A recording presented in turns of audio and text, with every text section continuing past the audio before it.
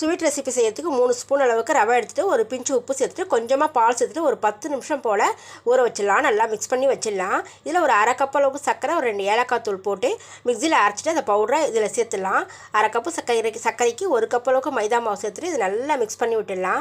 விட்டுட்டு ஒரு 2 ஸ்பூன் அளவுக்கு நெய் நல்லா உருக்கி சேர்த்துட்டு இது நல்லா கலந்து விட்டுடணும். கலந்து விட்டுட்டு பார்த்தீங்கன்னா ஒரு 2 ஸ்பூன் அளவுக்கு பால் சேர்த்து நல்லா கலந்து விட்டுக்கலாம். கொஞ்சம் கொஞ்சமாக பால் சேர்த்து ஒரு சப்பாத்தி மாவு பதத்துக்கு பிசைஞ்சு எடுத்துக்கணும். நம்ம சர்க்கரை சேர்த்ததால இலகாமல் இருக்கிறதுக்கு கொஞ்சமாக பால் சேர்க்கணும். இது இப்படி சின்ன சின்ன உருண்டைகளாக உருட்டி வச்சுட்டு நம்ம இப்போ ஷேப் கொடுத்துடலாம். இதை போல் வரிக்கரண்டியில் இதை போல் ஷேப் செஞ்சு எல்லாத்தையும் ஷேப்பாக செஞ்சு வச்சிடலாம். இந்த ஷேப்புக்கு ஃபோர்க் யூஸ் பண்ணி செஞ்சுக்கலாம். சீப்பில் கூட செய்யலாம்.